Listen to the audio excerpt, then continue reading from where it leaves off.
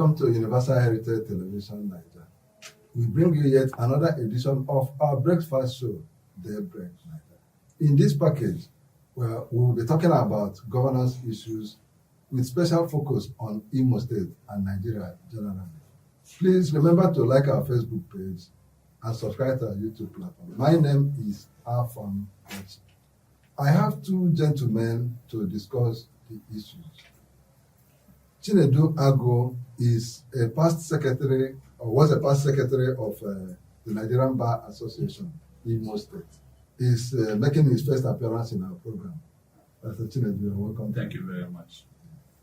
The other person is Samudesu Swampa, is the special assistant to the governor on print media, but he's a regular on our program. We welcome you. Let's get straight to the issue. It just happened that the state legislature, came out with the naming of Douglas Road, and it is now called Uzodinma Road. The name Douglas used to be a former, I think they used to call it DC, district commissioner, so in charge of Owerri. Now, it's an old name, very well known. It's a very popular name. But now that it has changed to Uzodinma's Road. But it's not go. I don't know. I read something you put out saying, describing it as a swapping of one oppressive symbol with another. And you also talked about the suppression of responsibilities. The state legislature taking over the functions of local government. Yeah, can you explain, throw more light on this position? Okay, thank you very much. I was surprised yesterday when I read through electronic media that the Imo State House of Assembly has passed a resolution urging the local government chairman of our municipal council to rename Douglas Road with Hope Uzodinma Road. I have looked at it critically, and it's not only a mistimed step by the House of Assembly, it's also unconstitutional. Because when you look at paragraph 1G of the first schedule to the 1999 Constitution, it stipulates that renaming of streets is the work and function of the local government, and in this sense, the Owerri Municipal Council. When you also look at section 4, subsection 7 of the Constitution, it provides the function of the House of Assembly. The House of Assembly, according to that section, shall have powers to make laws for the peace, order, and good governance of any state or of the part thereof, with respect to matters not listed in the exclusive legislative list, and with respect to matters listed in the concurrent legislative list. That is not the work of the House of Assembly. Like I said before, it is the work of our municipal council. For the Imo House of Assembly to do that, they don't have the virus to do that. It's a constitutional issue. Therefore, anybody can rise up and challenge that action. So it is not their work to dabble into naming of streets or renaming of streets. And when you look at it, it's ill-timed. That is not the major problem facing Imo State at the moment. They have been on recess only to come back, and the first thing they are doing is to urge the local government to rename Douglas Road. In the midst of what is happening in Imo State, it is my opinion that the Imo State House of Assembly has more critical issues to look at. Security, the failure of infrastructure, the numbness of our justice sector, health sector in Imo State. And they are not playing their oversight functions in those areas. And what they hurriedly did is to pass a resolution for Douglas Road to be renamed. That is not their work. It is ill-timed. It's unnecessary. If you do that, what are you going to do to Douglas House, the government house of Imo State that is named after Douglas? So for me, it's ill-timed and it's an unconstitutional move. Mode, what is your reaction to what you just said? Okay, thank you very much once again for having me. I think the whole thing boils down on ignorance from my colleague here. In the first, let me first appreciate the Imo State House Assembly for their thoughtfulness in passing that resolution, or rather that motion. From your question, you made us to understand that the resolution was not final. It was just a mere resolution urging the local government, whose statutory right it is, to do that. So it is completely wrong for anybody to allege or to attempt to say that Igbo State Assembly renamed Douglas House to after Hope Uzodinma. They passed a resolution in line with their constitutional duties because they are representing the people. Their duties majorly is for oversight, as he said, to make laws, pass these type of motions and views, and nobody can divert them, I mean the House Assembly, from carrying out their constitutional duties, which they rightly did yesterday or 2 days ago. Having said that, let me say that we have to first understand the essence of this motion, why this motion became expedient. You see, Douglas Road was named after a man called Douglas, who is not or was not an indigenous of Imo State, who you and I can test that you can say this is exactly what this man did for Imo people. Outside the fact that he was among the first colonial people that came here, that alone, he was not the only colonial person that came here. The Imo State House Assembly roles are like chieftaincy titles. Naming roles after somebody is like giving chieftaincy. Like ordinarily, it should be given to somebody who has distinguished himself, who has performed in a particular state. Now, I understand the essence of the whole thing. With the marvelous work the man has done in Imo State within this short period of time, I think it is necessary, it is right to name any street or any road after him. There's nothing basically wrong about that, and that is a way of appreciating the man for his good jobs. That was actually what informed that decision, that motion by the House Assembly. So for me, it shouldn't even be something that should even make anybody to lose sleep.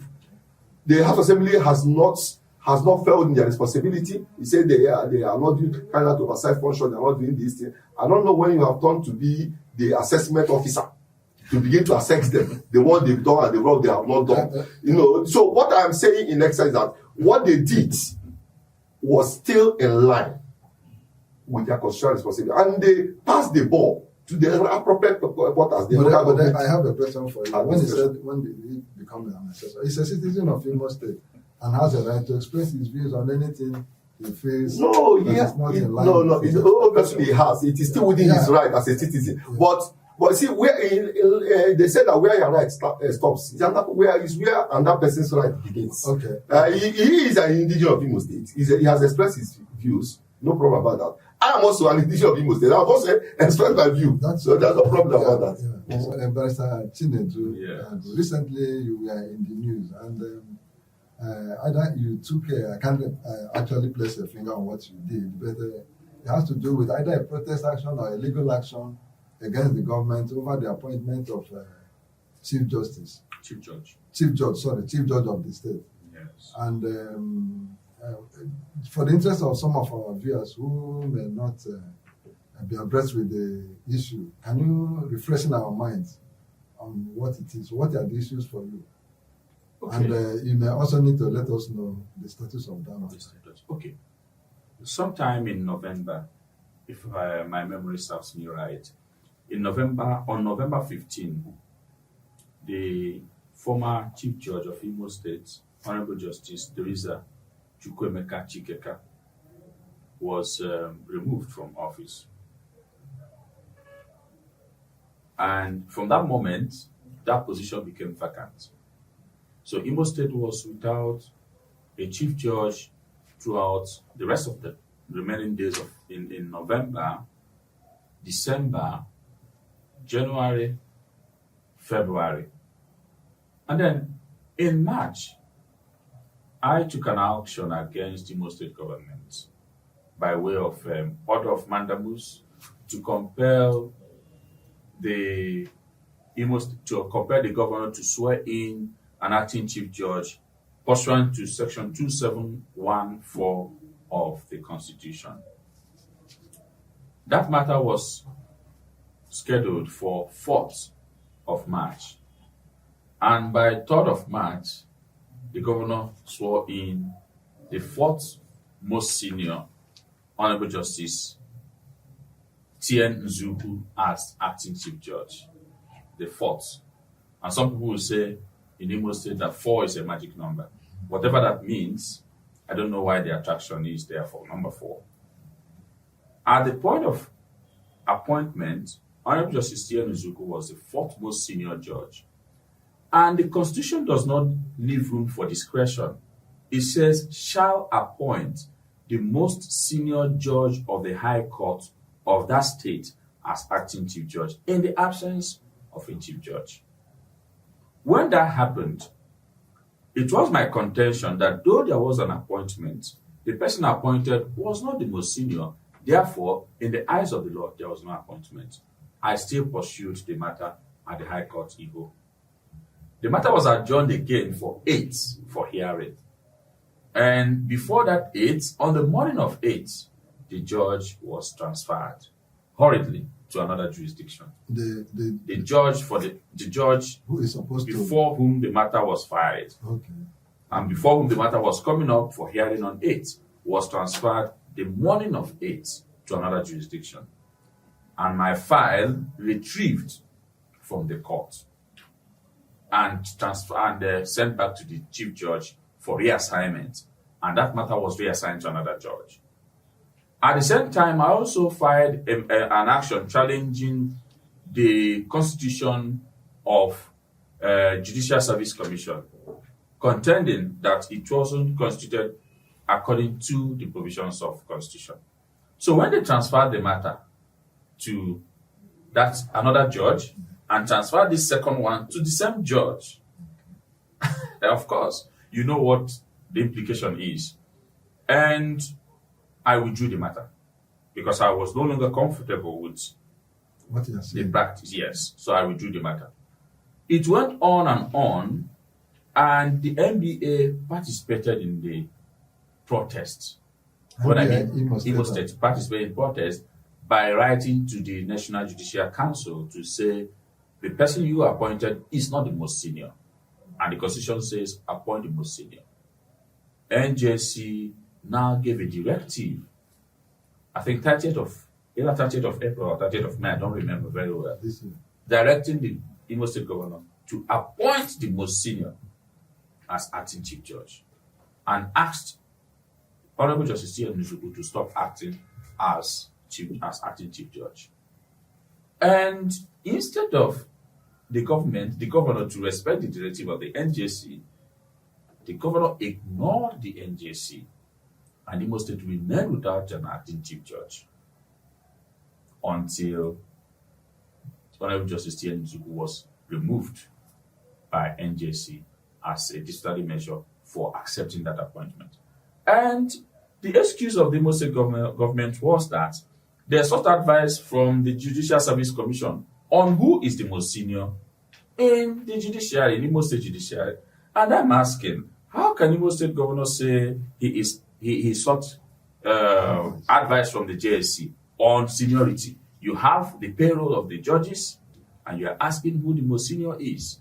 And I said, when a father begins to consult his kinsmen to determine who his first son is for the purpose of inheritance of his shobi, he has decided to disinherit his first son because he knows. So that is the position now. The position now is that the former acting chief judge was removed for accepting that appointment, with the NJC reiterating that directive for Imo State governor to swear in to appoint the most senior. What happened?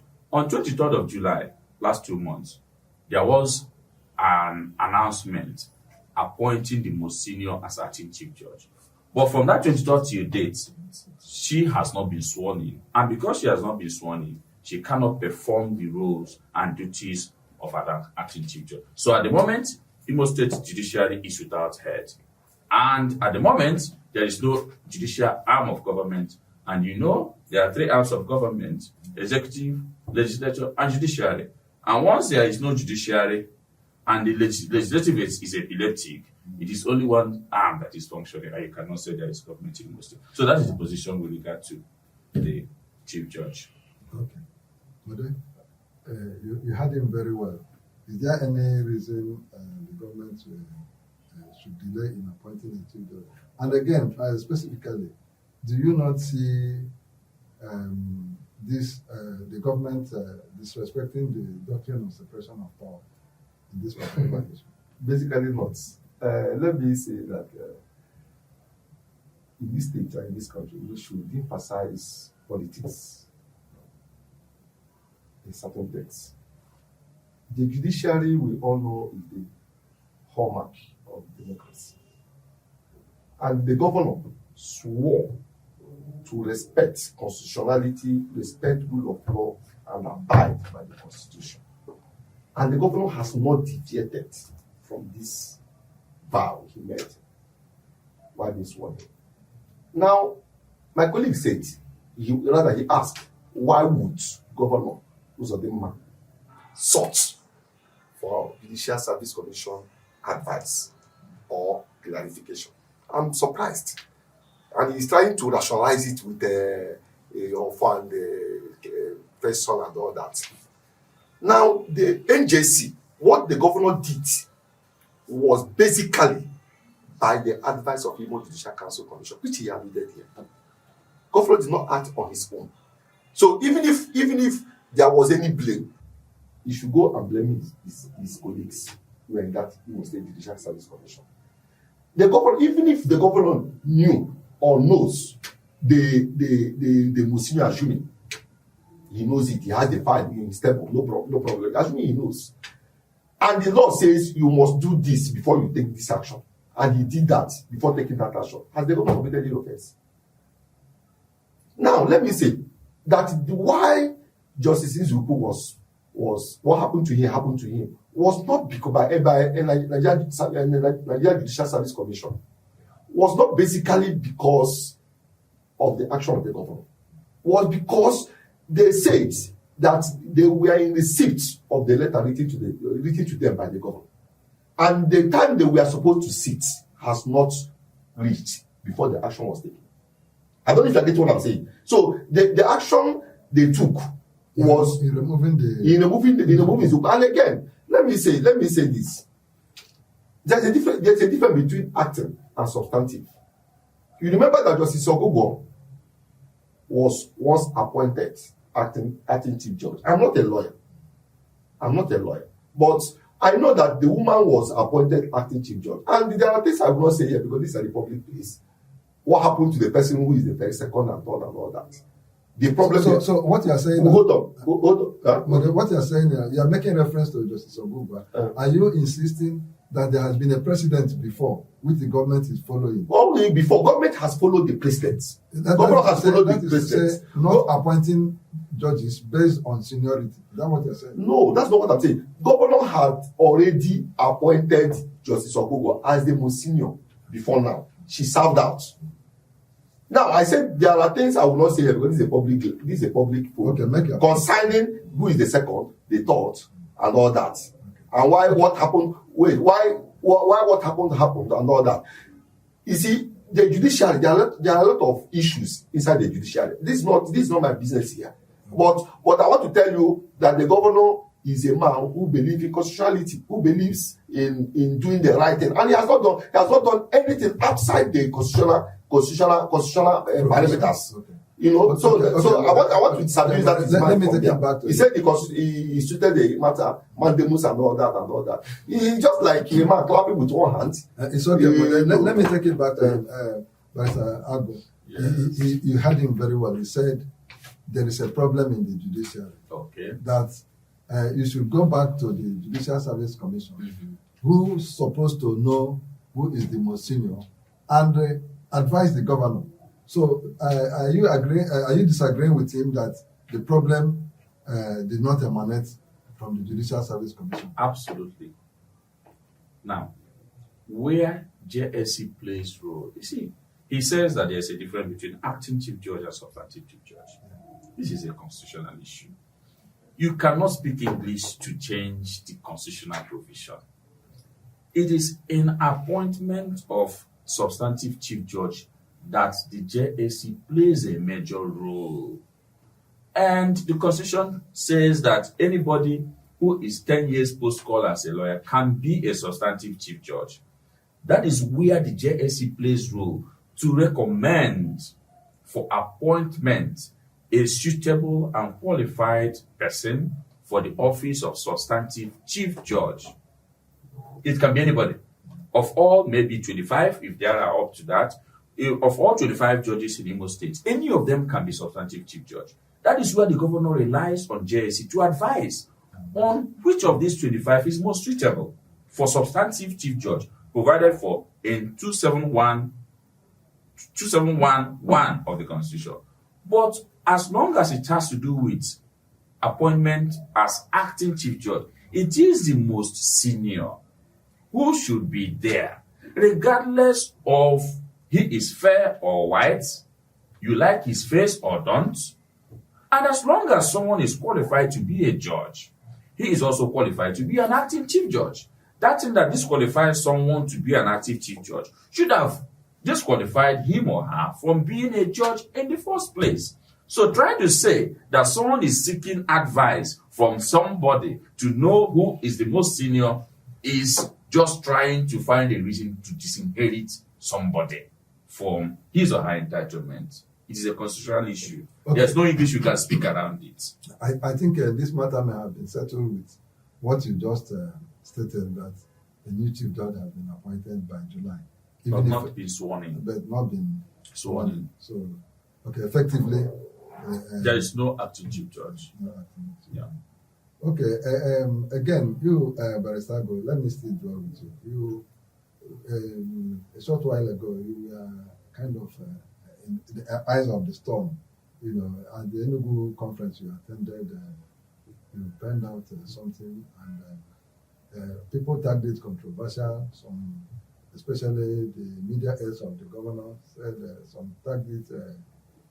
You committed harem. I read a lot of things on the social media, and I remember somebody said you roared like a lion or tiger. They call you Ago. Are you Ago? I'm seeing a woman being not Ago. That is your name anyway. So a lot of attacks came from the government angle. Yeah. But I was so impressed with a defense coming from the Commissioner of Information, Emelumba. He rose and stoutly defended the government and kind of putting down some of the things you said. I don't know if you read him. Are you still disagreeing with his opinion? Are you still sticking to your gun that the government is not performing? Because you compared two governments, Enugu State government and Imo State government, after a few days in Enugu during your conference.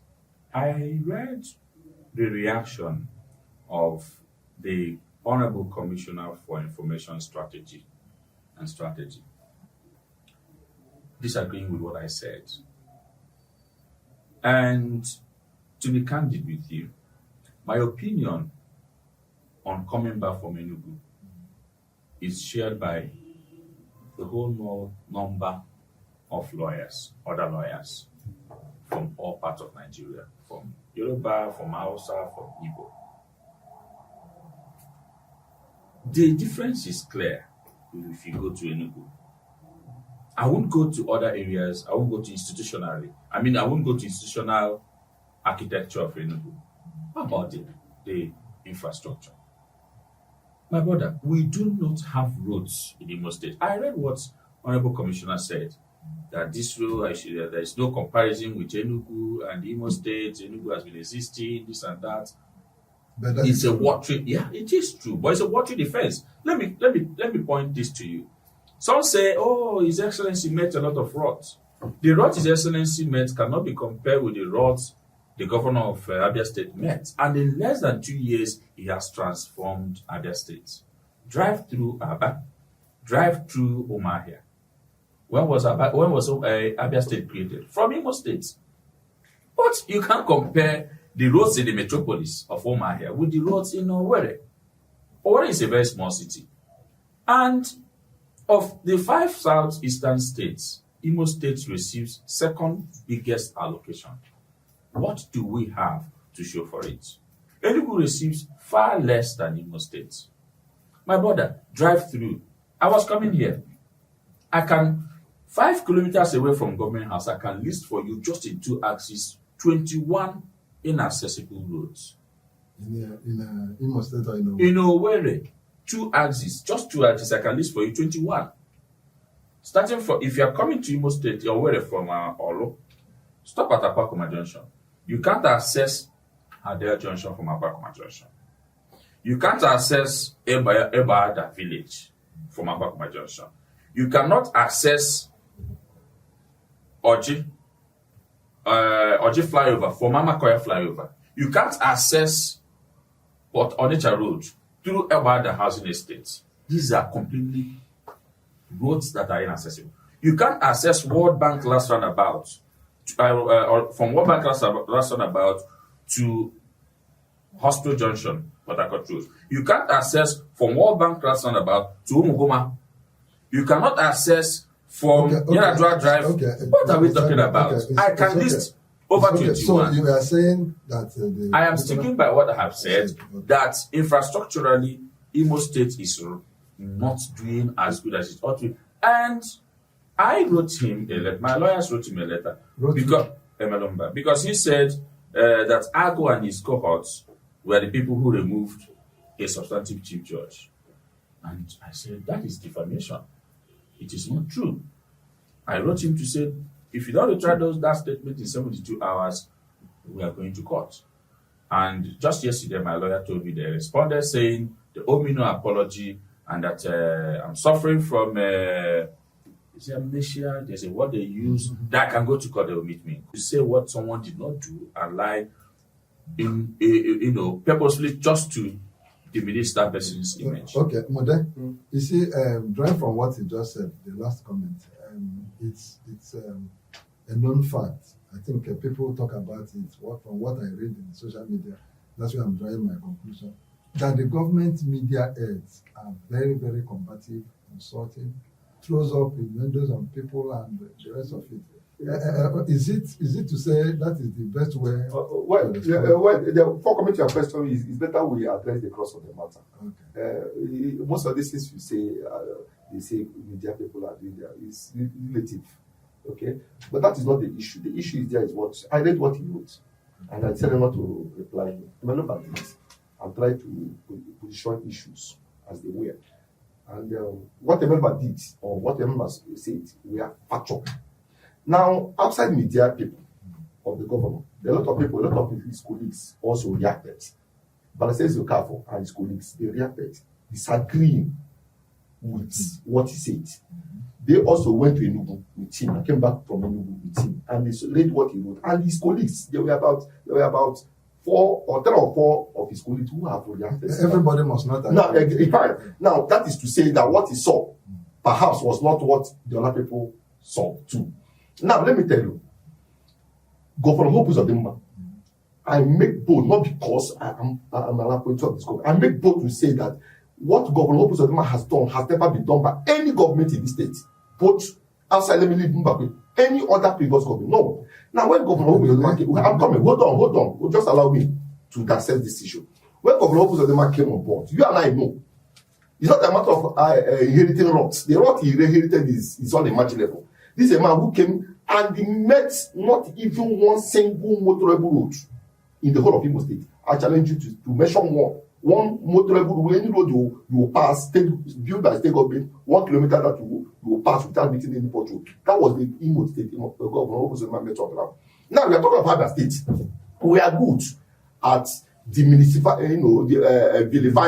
vilifying our own and promoting outsiders. That is unpatriotic. Because you go to Abia State, some of the Abia State people will also be giving Imo State, using Imo State as a reference point against their own government.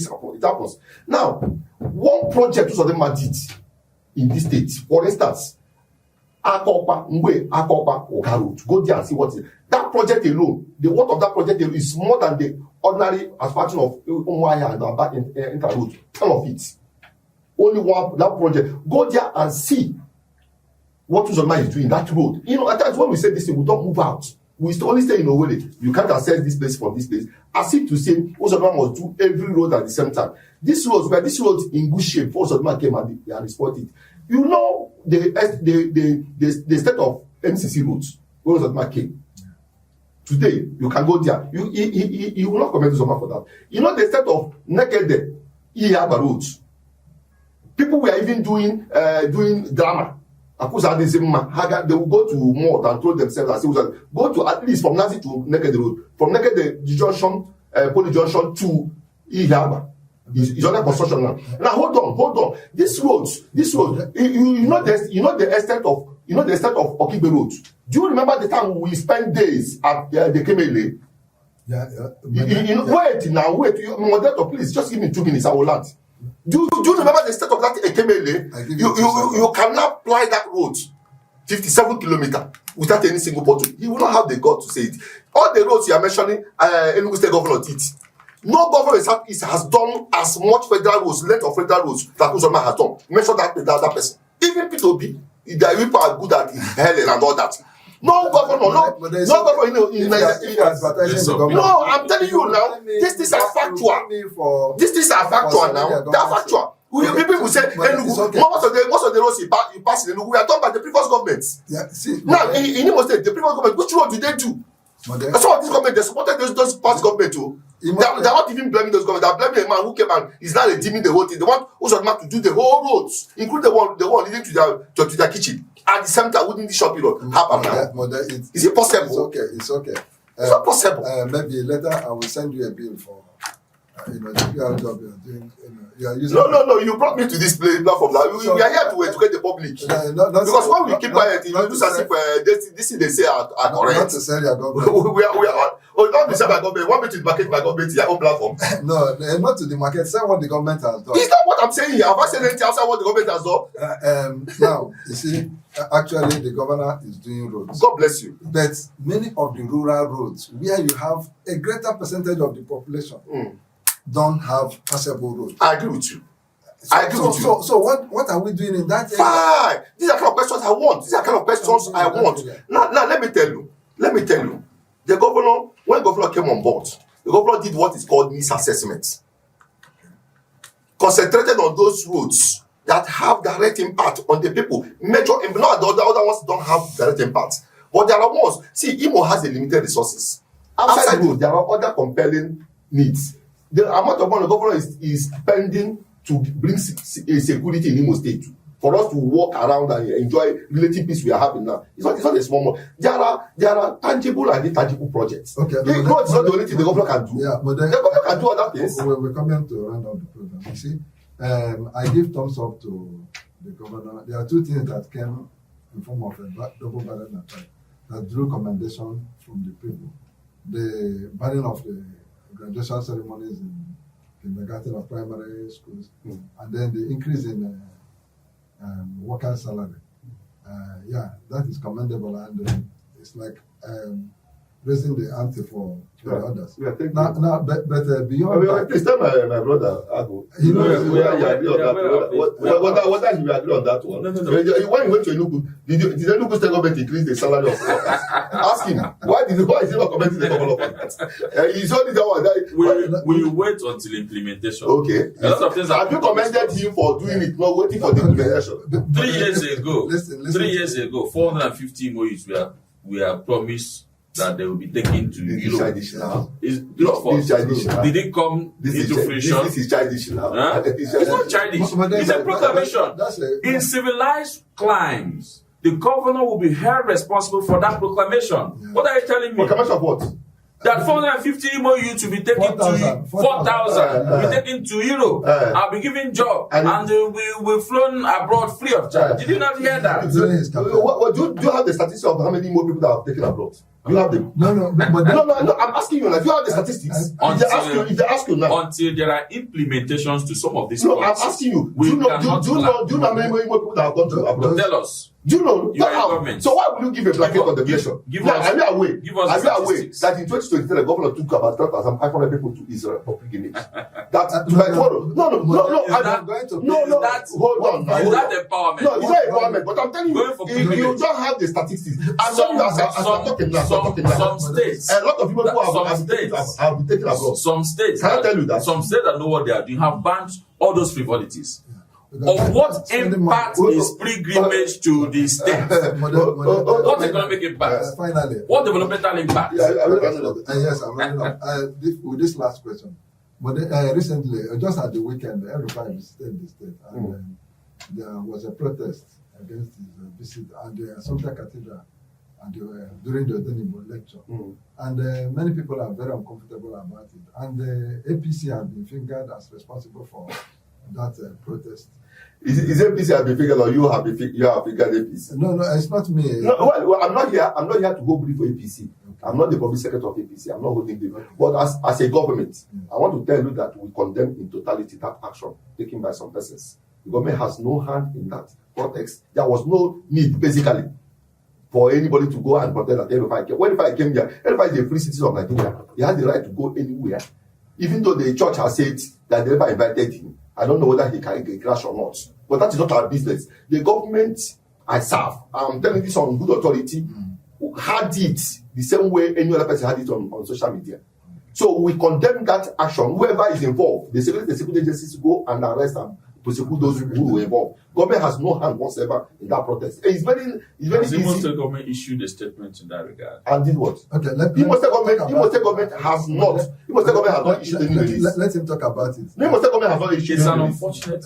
But Imo State government has not issued any release. No, but It's an unfortunate incident. Yeah. I read the release of The Catholic Church. Owerri Archdiocese Yes, I have it. yesterday, confirming that yes, they did not invite El-Rufai, and El-Rufai has not overstepped any boundaries by attending. Yes. Of course, there is freedom of movement As a Nigerian. as a Nigerian. I can attend. I can attend any function in Kaduna. Yeah. But for someone to tell us that Imo State government is not aware, directly or indirectly, it's a fairy tale. You see the kind of people who have I Imo State. watched the video. I saw the people who organized that protest. There are people known to some of Oh, us. you know them. There are people known to some of Okay, us. security agencies take notes. And oh yes. You know them. Oh yes, at the appropriate time when I'm someone, I'm going to mention. I'm going to mention We have a hand. names. They have a hand on them. Oh yes. The people you I have a saw. hand. I am going to when the time comes and I'm someone, I'm going to mention names of the organizers from the video And that I watched. they are government people. Now, And they are government people, sir. But they said when the it's time an comes- unfortunate incident. It doesn't deepen the democratic culture that we Igbos are preaching. There's someone from Kaduna State, a former governor, came here, attended a function that he's free to attend, an academic program, and youths are not even youths. They are even not proud to show their faces. They used the placards and covered their faces because they knew what they were doing was shameful. Only one person was the person who had the authority, the audacity to show it because he was. Are you aware that immediately after I left, there was another release by SDP in Kaduna also. Did you read it? I read it. What did they say? They condemned, SDP, his party. They condemned that his visit. I read it.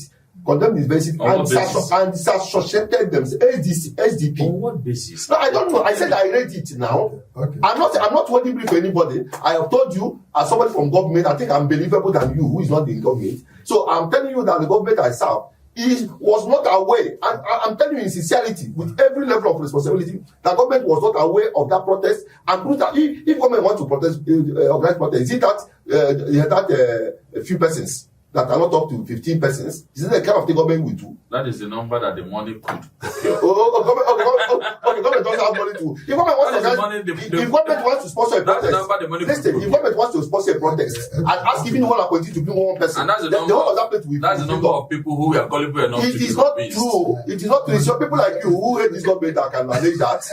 No, but it's true. It's true. Government does not know. I want if not for anything, let it be said and stated in this platform for the first time that Governor Obusadema is not known for violence. Governor Uzodinma's government, he was not aware, has no hand whatsoever with the protest against That is everyone. not how It's okay, government it's okay. issues the lease. It's Until okay. it comes. So it's not from where? You are hearing from me. When I'm here, I'm speaking for government. It's not true. I'm speaking for government. Please, gentlemen. You understand? I have the power to speak for government. Gentlemen, You do. this is where we need to round up the program. Barisago, thank you for coming to the program. Thank you for having me. Mother, thank you for honoring my program again. Thank you very much. Viewers, this is where we draw the curtain. And we've had our guests brainstorm, and the trade arguments. According to Barisago, Imo State has no judicial arm of the government. That's correct.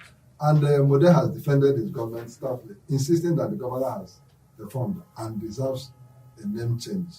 On this note, we said, please remember to like our Facebook page. Not deserve a name change. Deserve a street to be named after him. If you name change, we are going to change We're going to rename states. If it's possible, if it's possible, we name Imo State to Uzodinma State. What's wrong about that? What's wrong about that? If that's what you want to hear.